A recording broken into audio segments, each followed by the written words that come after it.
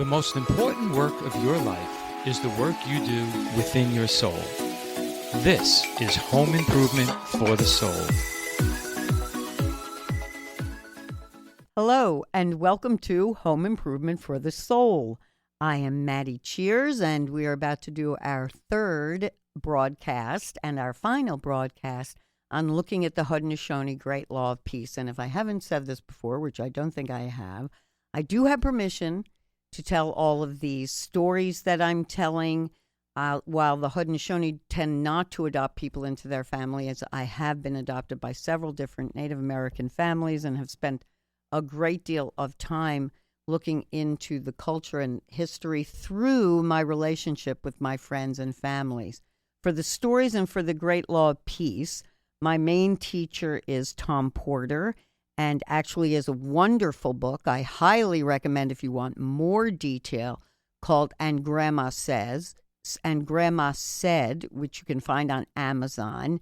And the community of Ganajohalegay, which is about 50 miles west of Albany, New York, is still there in their traditional lands, and often they are offering wonderful things. So you can go to mohawkcommunity.com or mohawkcommunity.org and see what they're doing and what you can go and experience on your own. But for 25 years, I've been looking at this, these stories that I've learned mostly through Kay Olin.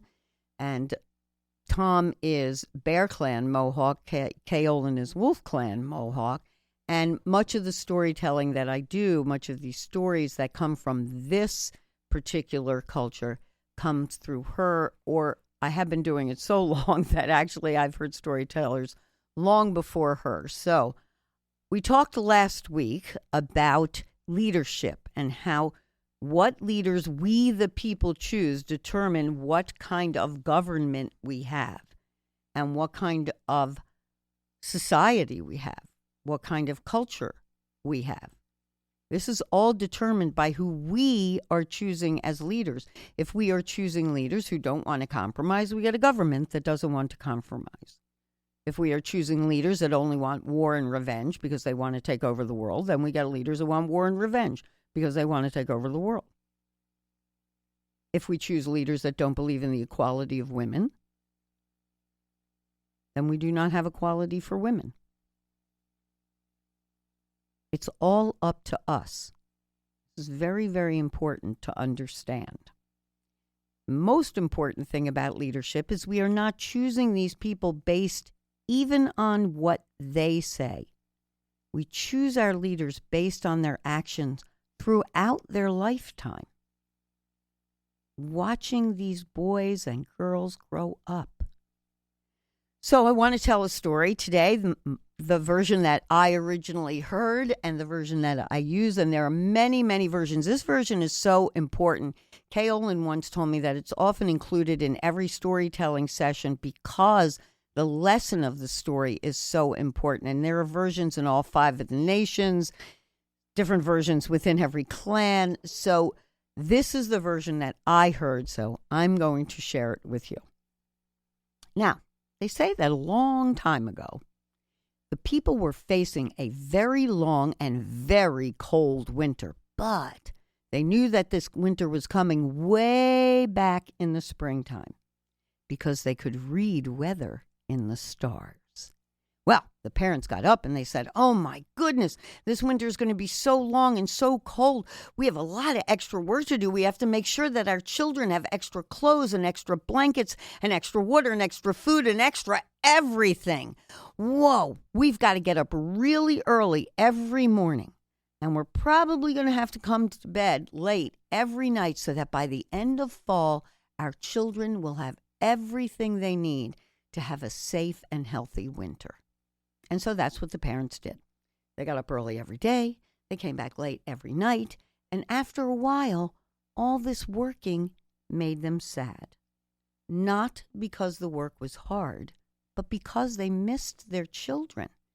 They were used to having time with their children every day, to talk with them, laugh with them, sing with them, play with them. Now they never got to see their kids. Their kids were asleep when they left the longhouse, and they were asleep when they came back, and it made them sad. And I don't know if you've ever noticed this, but if you feel sad, isn't it harder to do anything? Well, they say, though, that the Creator was watching. And Creator was very proud of those parents for working so hard for their children that Creator decided to help. And Creator called on the spirit of the corn, the oldest of the 3 sisters, corn, beans, and squash.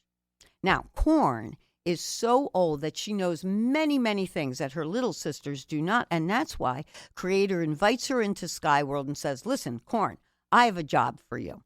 I am going to take your husks and I am going to turn you into a beautiful life-size doll. And this way, you'll be able to walk among the children. Tell them stories, sing songs with them, play games with them. When the children are laughing and happy and singing, the parents will hear them and their job will feel easier. They'll remember why they're working so hard. It's for their children. And Corn said, oh, I'd love to do that. I'd love to help. Sure enough, the Creator makes her into this beautiful life-size doll with a beautiful face, a beautiful dress. And he says, now listen, Corn, you've got to get to 3 villages every day. There are lots of kids down there. I can do that, 3 villages. Okay, bye. And she leaves. Well, she walks into the first village. All the children gather round her. They go, Cornhusk doll, you are so beautiful. And she says, oh, really? Thank you. And she tells her stories, sings her songs, plays her games. Children are laughing and happy and singing. The parents can hear them and their job feels easier. They remember why they're working so hard. It's for their children. She goes into the next village. All the children gather around. They go, Cornhusk doll, you are so beautiful. She says, oh, really? Thank you. And she tells her stories, sings her songs, plays her games. Children are laughing and happy and singing.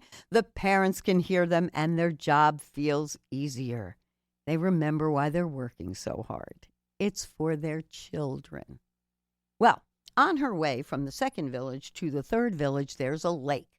She says, you know what? All those kids just told me how beautiful I am, but I've never seen myself. I'm going to go look at the water, see what I look like. She bends down to see her reflection for the first time. Whoa! I am gorgeous. I may be the most beautiful thing that anybody's ever... Ooh, she looks in the water again. She goes, you know, my hair is really, really messy. I better brush my hair.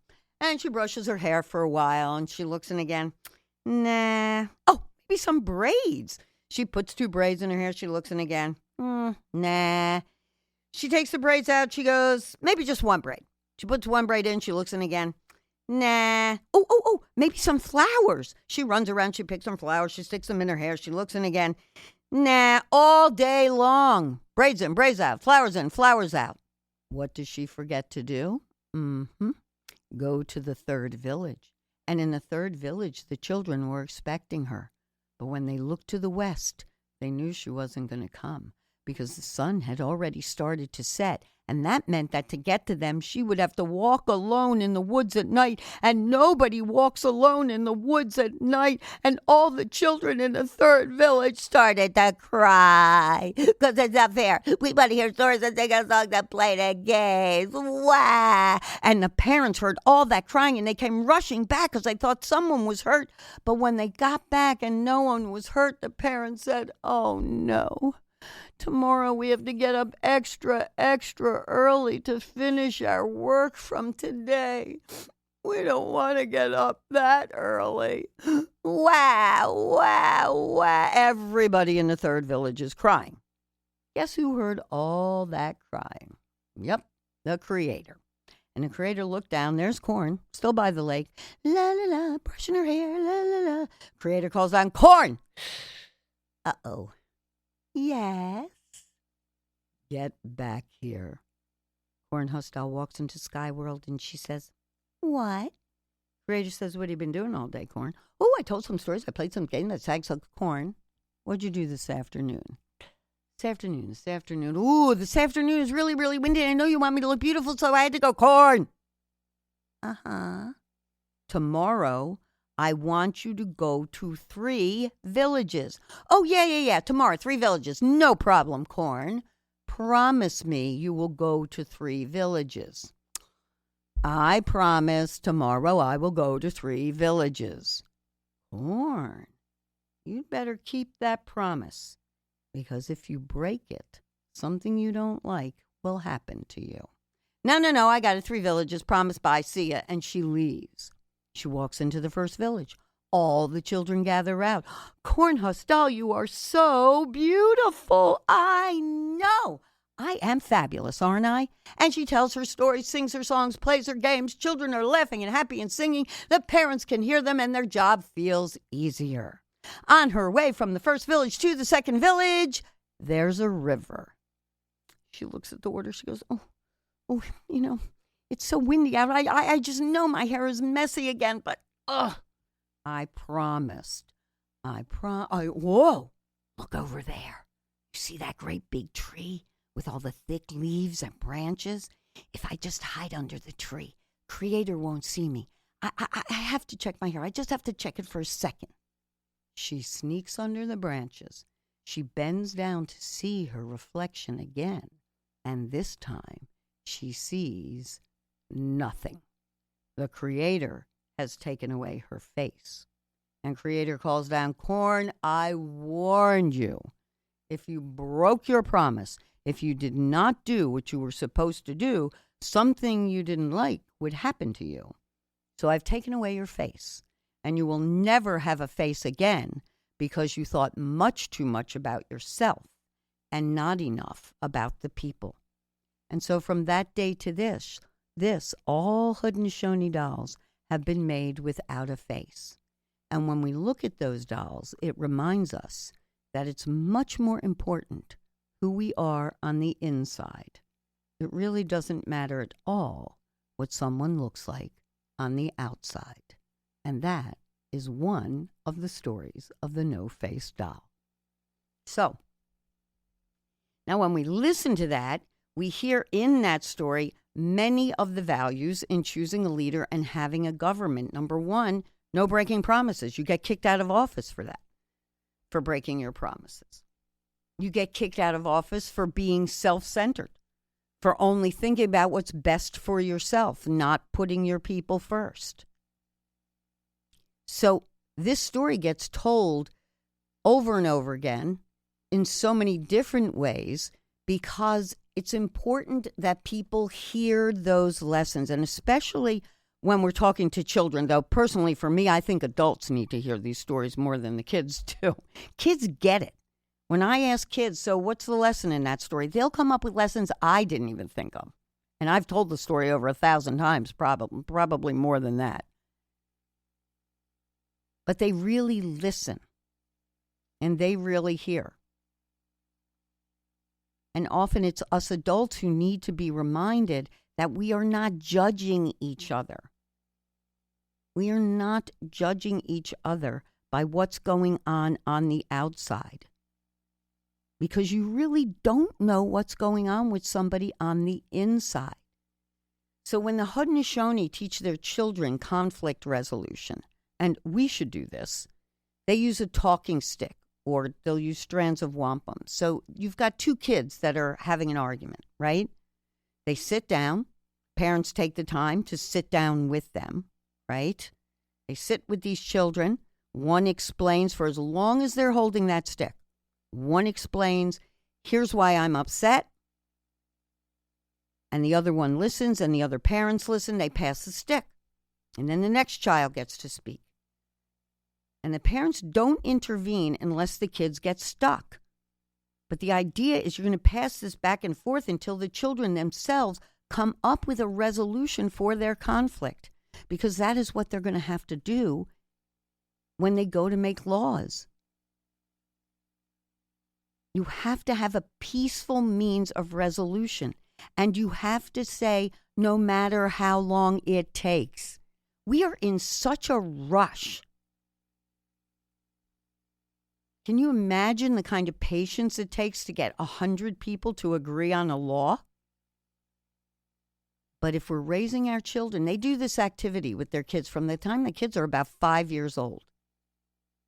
Well, they'll have the girls pick a boy leader or 2 or 3 boy leaders from their own class, and the boys will make a law for the school. And actually, in their own schools, they do work together. Parents, children, teachers work together to make the rules for the school. So if you start teaching this young, if you start hearing the stories young, if you're talking about the original instructions of being respectful, of being kind, of being grateful for what you have, not constantly worried about what you don't have, it's never enough mentality. If you're allowing these children to act like a community, and they're growing up that way, then when they get to the point where they're the ones responsible for the community, they can live up to that. They have resilience. They have a thick skin. And one of the things I did leave out is one of the things they say about their leaders is they have to have a skin 7 layers thick, because you're going to make a law and somebody's going to come up to you and start yelling at you. And they're going to be ticked off that you made that law. It's not fair. Why did you do that? Why, we could have this. How come you decided they should have that? And you're going to have somebody that's mad at you. And even if that person punches you in the face, those leaders are not allowed to hit back. They have to take it. They have to be a perfect example of peace. No revenge. Now, fortunately, there are people that travel with them that will come to their aid if that kind of nonsense happens.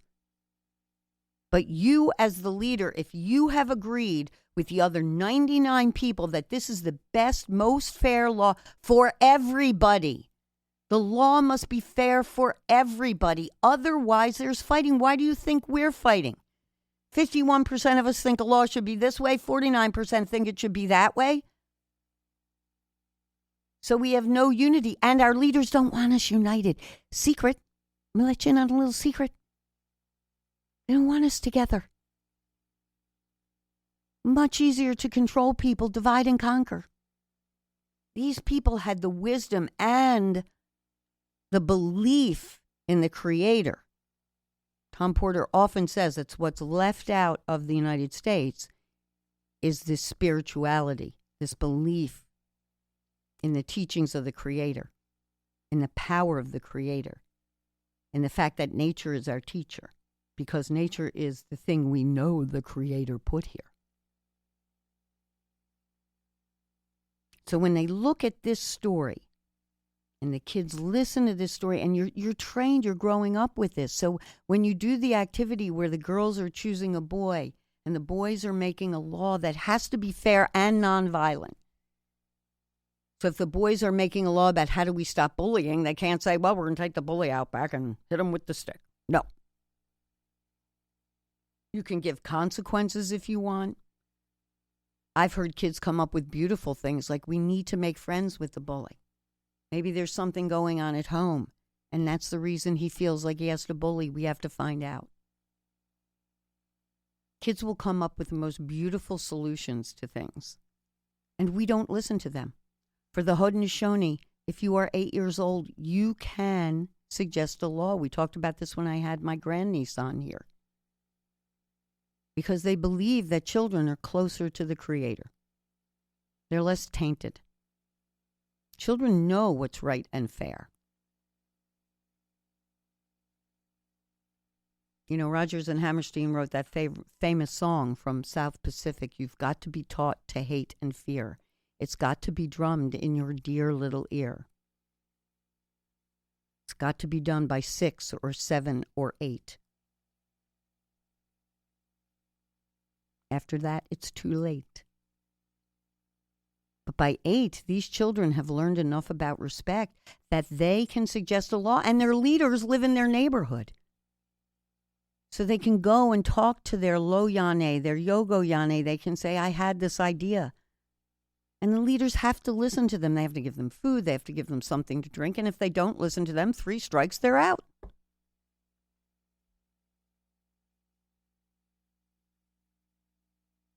And part of storytelling, person to person, is growing up listening.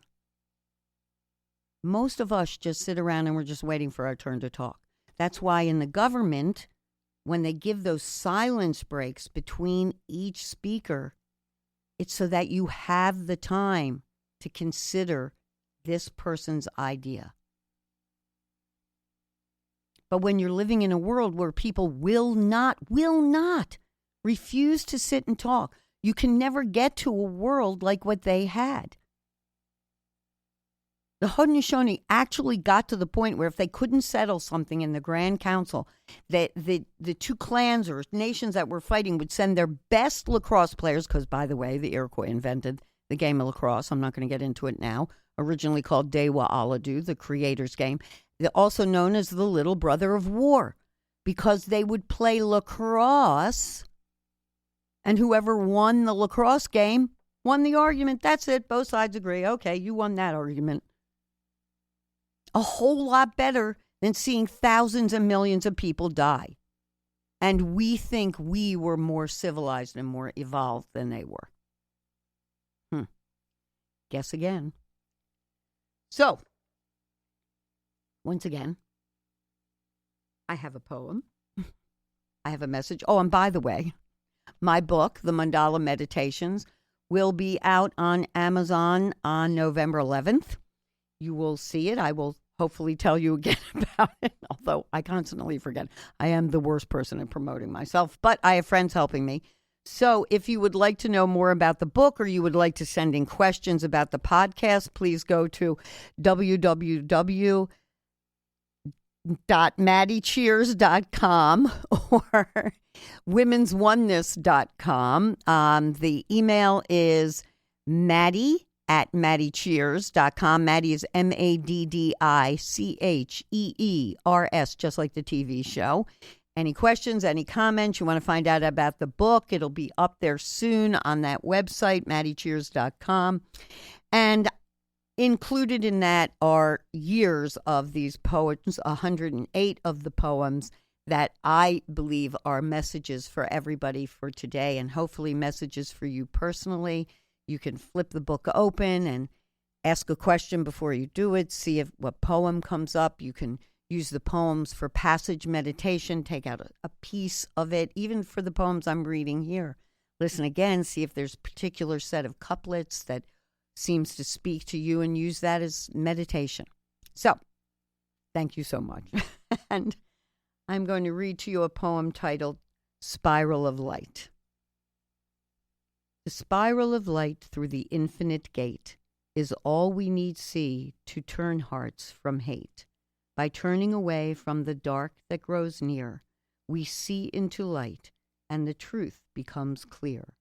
The truth of the goal is the truth of the whole, the inside and outside of all that is soul. For all that we are, and not what we seek, is how we turn round from the ways of the weak. A weakness that's born of the need to control, a weakness that's born of a space in the soul, that only the loved one can help to restore, for only the loved one can open the door. To peace and belief of the transcending kind, a peace that is felt through the heart, then the mind. Reality spaces are where you will see the truth of the life that is open and free, to love one another as if they're the same. The truth of the matter is this is a game of illusion till you lift the veil and see through the darkness beyond your own jail. They've caged us inside their own need for control. They seek to possess the true core of your soul. So give that soul freely to only the one who is here and there beyond the sun. The one is true power. The one is true love. The one can now raise us to heights far above all this glittering nonsense, this shallow grave's grip. So hop on this starship for your astral trip.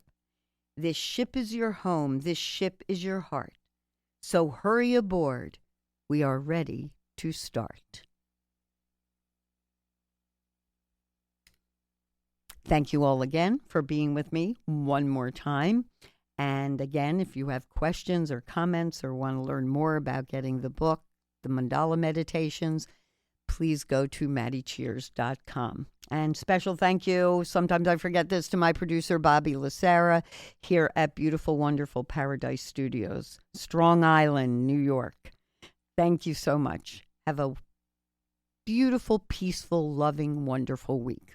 Bye now. Thank you for joining us for Home Improvement for the Soul. If you'd like more information, please go to womensoneness.com or MaddieCheers.com. That's womensoneness.com or MaddieCheers.com. See you on the next episode.